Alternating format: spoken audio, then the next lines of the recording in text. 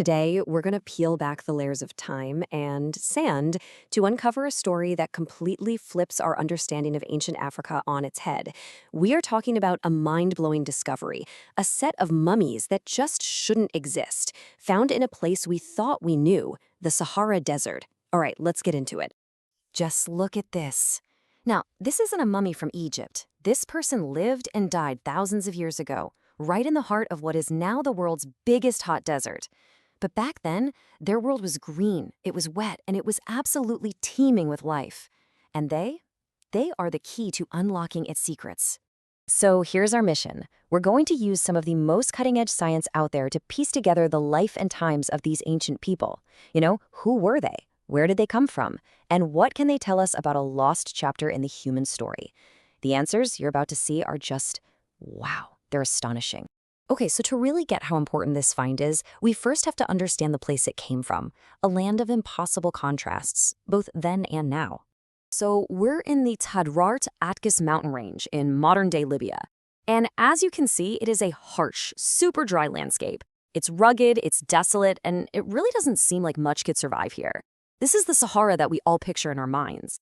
But, and this is a huge but, during a period scientists call the African Humid period, or simply the Green Sahara, this entire region was transformed. I want you to picture a savanna with actual flowing rivers, huge lakes, and enough grass and trees to support all kinds of animals and, of course, human communities. It was in that vanished world that our story takes place. And here's where it gets really specific. In a place called the Takarkori rock shelter, archaeologists found something incredible. 15 burials, all dated to about 7,000 years ago. But check this out. All of them were women, teenagers, and children. Get this, not a single adult male was found. And among them were 2 naturally mummified women, their bodies just incredibly preserved by the dry sand. So the first problem was, how do you study these unbelievably fragile remains without destroying them? Well, this solution was brilliant. You take a 7,000-year-old mummy to a modern hospital. Yup, this is where ancient history meets modern medicine. Scientists used what's called computerized tomography, you know it as CT scans, to perform a totally non-invasive virtual autopsy.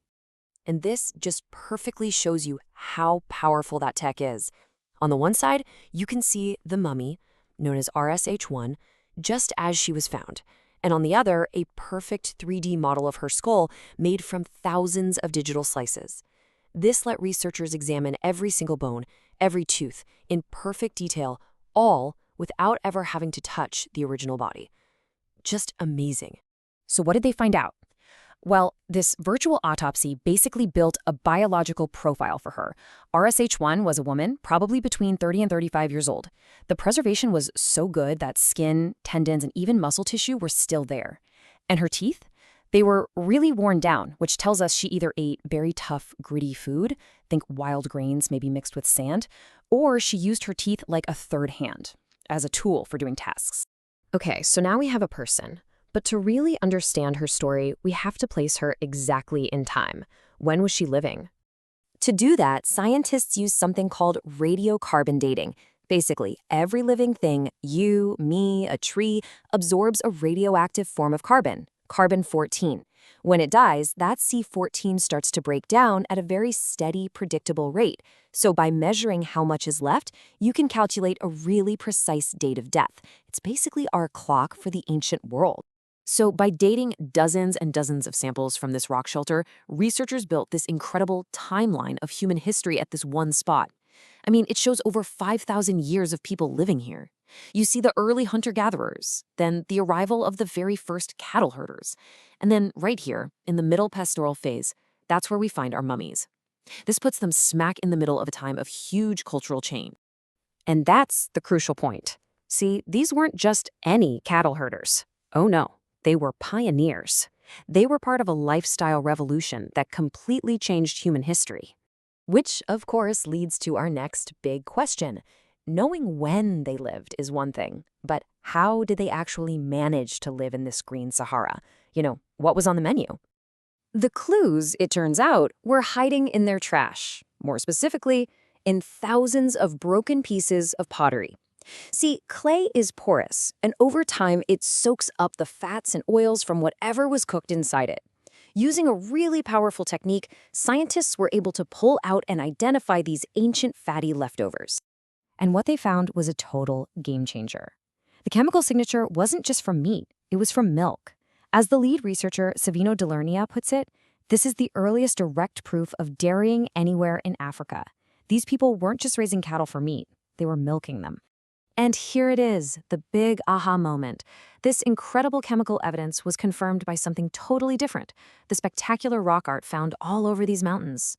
For years, people had seen these paintings of cattle with big, full udders, and even scenes that really looked like someone milking them. But now, the chemistry proved the art was telling the truth. Two completely different lines of evidence pointing to the same revolutionary conclusion. It's just perfect. So we know who they were, when they lived, what they ate, but the final piece of the puzzle, their very origins, would turn out to be the most shocking discovery of them all. Right. This was the ultimate question. Were these people migrants from the north? Were they related to groups from sub-Saharan Africa?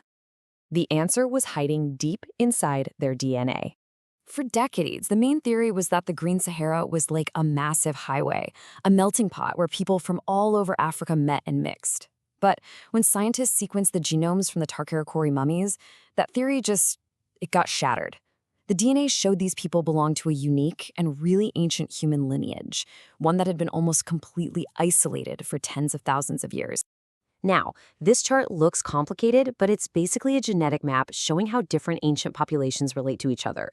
The main takeaway is this: the new evidence puts the Takarkori people on their very own distinct branch of the human family tree. They weren't just a mix of other groups we already knew about, they were something totally new, a population we had never seen before. So let's just break down how stunning this is. Their ancestors were part of a North African group that is now completely extinct. This branch of humanity split off from other African populations about 50,000 years ago and pretty much stayed separate. And, get this, they carried more Neanderthal DNA than people in sub-Saharan Africa today, which tells a whole new, complex story about ancient human migration. The story of the Takarkori mummies proves that entire chapters of the human story can be lost and then found again. From just a handful of burials in a single cave, our whole understanding of Africa's population history, the invention of dairying, and a vanished green world has been rewritten. It leaves us with one final thrilling thought. What else is out there, just waiting to be discovered, buried beneath the sand?